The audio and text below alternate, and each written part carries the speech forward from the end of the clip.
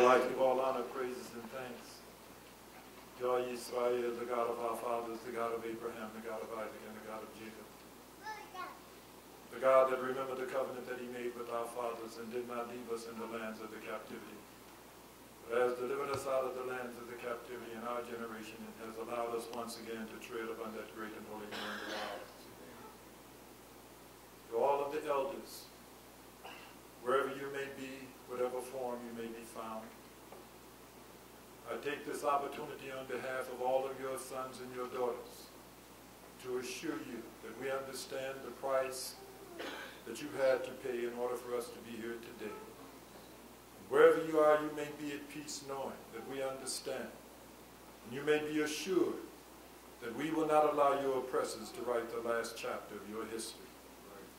And to all of you, sons, daughters, brothers, sisters, family, and friends that have come out this evening to give me the blessed opportunity to behold the countenances of those whom I pray have been preserved to assist in this epic struggle for the redemption of our people. I greet you, Shalom Aleichem, peace be upon you. I really want you to relax this evening and to pay very, very close attention to everything that I'm going to say. If you begin to feel a little weary, stand up, stretch a little bit. Take a little walk around the back, around the aisle. But whatever you do, our history dictates that you pay very close attention and don't fall asleep. Too much is at stake. We're at a very crucial time, historically, in the midst of we as a people and on this planet. So I'm going to share some good news with you. And I just want you to pay attention, because you must understand, whatever your religious affiliation, whatever your ethnic background, whatever your job or your position, there is nothing more sacred than truth. No religion, no ethnic background, no position. Nothing is more sacred than truth. We find our people today are very committed to their religions. They're very committed to their jobs. But you can expound on truth in their presence, and they will rise and leave and continue to do the same things as if nothing has been said. That is because they have very, very strong commitments to their religions, but they have no commitment to truth. And it is for that reason that we remain in this predicament that we're in. And until you are committed to truth, nothing is ever going to change. We've been committed to those stations for the last 400 years, and nothing has changed. The problem simply is we now must become committed to truth. In the course of the evening, I will be referring to the Bible. Many of you seldom or never read the Bible. But the Bible is more than a storybook. And some of you, if you are Pan-Africanists, then you feel that the Bible has been used to deceive and mislead our people. But I want to correct that. Your thoughts are in the right direction, but they're honed in on the wrong source. They have used religion to deceive our people. And you have assumed, since you don't read the Bible and don't understand the history of the Bible, when they say God, that they're extracting these positions from the Bible. But many of the things that are being promulgated and articulated, their root is not in the Bible. So I want you to relax.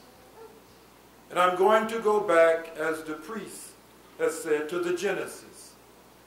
Because everything that has developed on this side of the Genesis, these are just episodes. These are episodes that are developing and unfolding as a result of something that occurred in the Genesis. And it's like entering into your homes and turning on the television and observing a series, and you're picking it up in the middle. Well, you may continue to watch, but all the way through, you're going to remain in a state of confusion. And in your mind, you're going to know that the total enjoyment and pleasure will only come if you get back and start it at the beginning. No one opens up a book and begins reading in the middle and understands the book. That means that if you open up the Bible at Matthew and begin reading the Bible, you can't understand the Bible. You can only assume that the things that are therein were extracted from the words of the prophets. But to much of our chagrin, that is not a fact. Many of those things have come down historically by way of pagan beliefs. And we today, having been born into this social system, we have just assumed that the traditions and the lifestyles here are right, because this is where we were born, without ever giving a fleeting thought. We celebrate Christmas because Mama celebrated, and Grandmama celebrated, and Great-Grandmama celebrated. Never a fleeting thought if Christmas or Easter or Halloween, if in fact these were extracted from the Bible. So what we want to do today is to go back to the Genesis.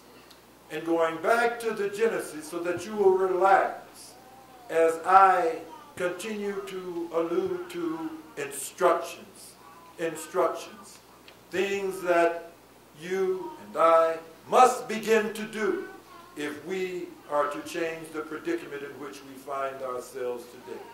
So what I'm going to do is ask if you may uncover the display on the body. I want to use the motor vehicle. The motor vehicle.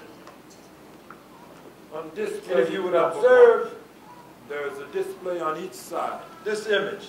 I want to use the motor vehicle. You will notice the body. The body. I want to share with you what is referred to as body, soul, and spirit, Holy Spirit. And I'm going to use the motor vehicle as my point of reference. The body. When we see an automobile,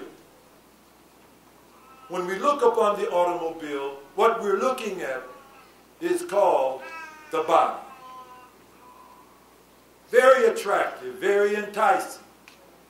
As a matter of fact, so attractive until the body plays a major role in whether we desire to purchase the vehicle. Right. The body. All that you're able to observe is the body. Much has gone into making the body attractive. Then the body is assembled over the chassis. Well, if you were just observing the chassis, there's nothing enticing there that would create any desire within you to purchase that vehicle.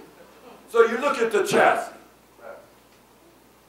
But the chassis contains all of the moving parts, the motor, and all of the parts that causes the movement of the vehicle. But that body is critical. That body then assembled over the chassis gives you the total picture of the motor vehicle. But in observing it, you're only looking at the beautiful, attractive, shiny body.